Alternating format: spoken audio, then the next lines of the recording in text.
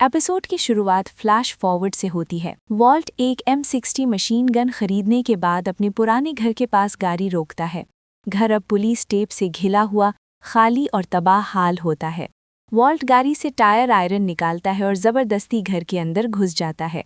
हर जगह कचरा, ग्राफिटी और बर्बादी होती है, जबकि बाहर कुछ स्केट बोर्डर्स उसके खाली स्विमिंग पूल में स्केट कर रहे होते हैं। अंदर जाकर वॉल्ट देखता है कि उसके लिविंग रूम की दीवार पर हाइजेनबर्ग स्प्रे पेंट से लिखा होता है। बेडरूम में जाकर वो वॉल सॉकेट के अंदर से राइसन का वायल निकालता है और फिर टूटे हुए शीशे में अपनी बदली हुई शक्ल को देखता रहता है। बाहर निकलते वक्त उसकी नज़र अपनी पड़ोसन कैरल पर पड़ती है, जो उसे देखकर डर जाती है। जब वॉल्ट उसे नाम से सलाम करता है तो शौक में उसके हाथ से ग्रोसरी गिर जाती है। सीन शिफ्ट होता है। अब स्टोरी वापस पार्टी वाली रात पर आती है। हैंक बाथरूम से बाहर निकलता है, जहां वो लीव्स ऑफ ग्रास की किताब में लिखी हुई डेडिकेशन देख चुका होता है। शौक और घबराहट में वो किताब चुपचाप मरी के बैग में डाल देता है। बहाना बनाकर वो पार्टी जल्दी छोड़ देता है। गाड़ी चलाते हुए हैंक को पैनिक अटैक होता है और वो कंट्रोल खोकर एक घर के लॉन पर गाड़ी चढ़ा देता है। मरी चीखती है और एम्बुलेंस बुलाने को कहती है। सीन शिफ्ट होता है। हॉस्पिटल से वापस आकर हैंक मरी को यकीन दिलाता है कि वो ठीक है और उससे वादा लेता है कि वो स्काइलर को इस बात के बारे में कुछ नहीं बताएगी। फिर हैंक अपनी गैराज में गेल बॉडिचर के मर्डर का केस फाइल निकालता है और सब सबूत टेबल पर फैला देता है। वो गेल के लैब नोट्स में लिखी फेवरेट WW वाली हैंडराइटिंग को लीव्स ऑफ ग्रास की डेडिकेशन से कंपेयर करता है। दोनों हैंडराइटिंग सेम होती हैं और हैंक का शक यकीन में बदल जाता है। सीन शिफ्ट होता है। कार वॉश पर वॉल स्काइलर को सजेस्ट करता है कि वो एक और कार वॉश खरीद लें ताकि पैसा ज्यादा तेजी से लॉन्डर हो सके। उसी वक्त लिडिया कार वॉश पर आती है और वॉल्ट को बताती है कि ब्लू स्काई की क्वालिटी गिरकर 68% रह गई है। वो चाहती है कि वॉल्ट दोबारा कुछ दिन के लिए कुकिंग शुरू करे, लेकिन वॉल्ट सख्ती से मना कर देता है और कहता है कि अब ये उसका मसला नहीं। स्काइलर लिडिया को नोटिस करती है और पूछती है कि ये कौन है। वॉल्ट उसे सिर्फ फॉर्मर बिजनेस एसोसिएट कहकर टाल देता है। स्काइलर लिडिया के पीछे जाकर उसे सख्ती से कहती है कि वो फौरन कार वॉश छोड़ दे और कभी वापस ना आए। सीन शिफ्ट होता है। अगली सुबह हैंक मरी को कहता है कि वो आज ऑफिस नहीं जा रहा। मरी निकलती है तो देखती है कि DEA एजेंट्स बॉक्सेस भरकर फाइल्स हैंक के घर ला रहे हैं। मरी के जाने के बाद हैंक अकेला गैराज में गस फ्रिंग, माइक एमंट्राउट और हेक्टर सालामांका से रिलेटेड सबूत देखना शुरू करता है।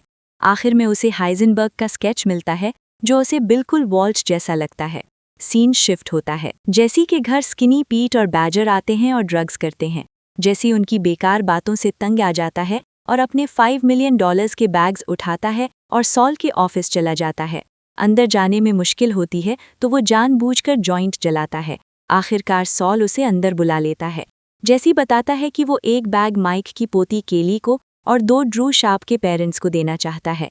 सॉल इस प्लान से घबरा जाता है, लेकिन जेसी अपने फैसले पर कायम रहता है। जेसी के जाने के बाद सॉल वॉल्ट को कॉल करता है।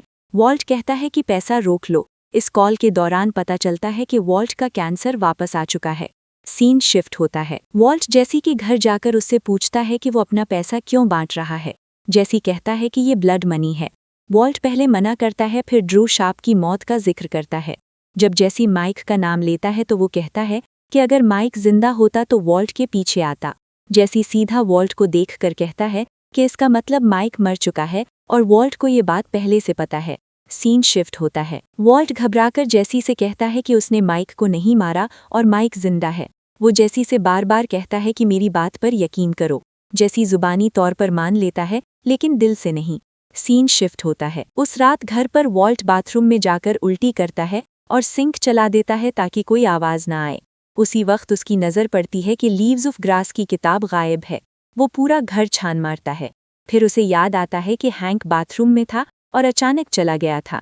घबराकर वॉल्ट बाहर निकलता है और अपनी गाड़ी चेक करता है। व्हील वेल के अंदर उसे ट्रैकिंग डिवाइस मिलता है। सीन शिफ्ट होता है। इसी रात जेसी अपनी गाड़ी में डॉग हाउस के बाहर सो रहा होता है। एक होमलेस आदमी उससे पैसे मांगता है। जेसी पहले मना करता है, फिर उसे वापस बुलाकर $10,000 दे देता है। उसके बाद गरीब इलाकों में गाड़ी चलाकर बंडल्स ऑफ कैश लॉन्स पर फेंकता रहता है।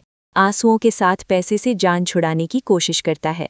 सीन शिफ्ट होता है। अगली सुबह DEA एजेंट्स दोबारा हैंक के घर फाइल्स छोड़कर जाते हैं। उसी वक्त वॉल्ट आता है और हैंक से नॉर्मल अंदाज में बात करता है। गैराज में वॉल्ट हैंक को ट्रैकिंग डिवाइस दिखाता है और पूछता है कि क्या ये गस को ट्रैक करने जैसा है। हैंक गैराज का दरवाज़ा बंद करता है और वॉल्ट को जोर से पंच करता है। वो गुस्से में कहता है कि पूरी जिंदगी जिस हाइजेनबर्ग को ढूंढता रहा वो वॉल्ट ही था।